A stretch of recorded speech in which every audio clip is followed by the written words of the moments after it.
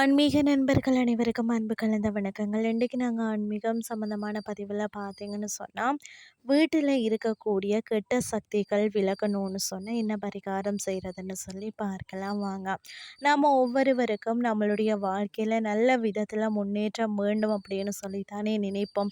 ஆனால் பார்த்தீங்கன்னா நம்மளுடைய முன்னேற்றத்துக்குரிய வளர்ச்சியை ஒரு சிலர் பார்த்து வியந்து பொறாமை கொண்டு நம்ம வாழவே கூடாது என்று அல்லது நம்மளுடைய முன்னேற்றத்தில் தடைகள் உண்டாகணும்னு சொல்லியோ எதிர்மறை ஆற்றல்களை நம்மளுக்கு மேலே ஏவி விடுவாங்க.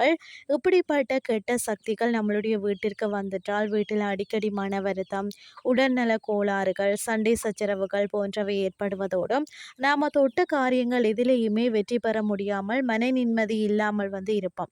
அப்படி ஏதேனும் பாதிப்புகள் இருக்கும் பட்சத்தில் அந்த பாதிப்புகள்ல இருந்து விலக மட்டை தேங்காய் வச்சு செய்ய வேண்டிய ஒரு வழிபாட்டை பற்றி பார்க்கலாம் வாங்க. சிவபெருமானின் அம்சம் கொண்ட ஒரு பொருளாக தான் தேங்காய் இருக்கிறது. அதுலேயும் கோவிலில் கும்பாபிஷேகம் போன்ற முக்கியமான நிகழ்வுகளில் கலசம் வைப்பதற்கு பயன்படுத்தக்கூடிய தேங்காயை தான் மட்டை தேங்காய்னு சொல்லுவாங்க. இந்த மட்டை தேங்காயை பயன்படுத்தி நாம் செய்யக்கூடிய இந்த ஒரு வழிபாடும் சிறந்த ஒரு பலனை தரும்னே சொல்லலாம். அந்த வகையில் நம்மளுடைய வீட்டில் இருக்கக்கூடிய அந்த கெட்ட சக்திகள் விலகணும், அதுக்கு இந்த மட்டை தேங்காயை வச்சு செய்ய வேண்டிய பரிகாரத்தை பார்க்கலாம் வாங்க.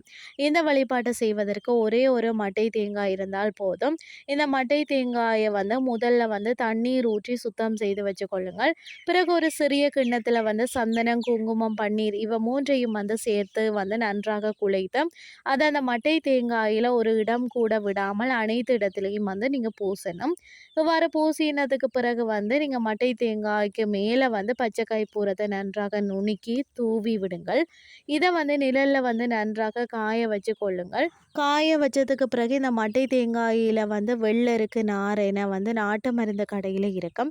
அந்த நாரை வாங்கி நன்றாக சுற்றி அதுக்கு பிறகு அந்த மஞ்சள் குங்குமம் வைத்து உங்களுடைய வீட்டு குலதெய்வத்தின் படத்துக்கு முன்பாக நீங்கள் வைக்கணும்.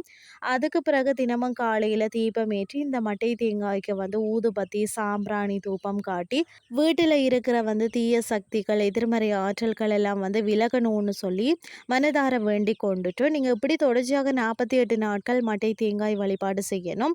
48 நாட்கள் நிறைவடைஞ்சதுக்கு பிறகு வரக்கூடிய முதல் ஞாயிற்றுக்கிழமை அன்று இந்த தேங்காயை கடல்ல கொண்டு போய் போடணும்.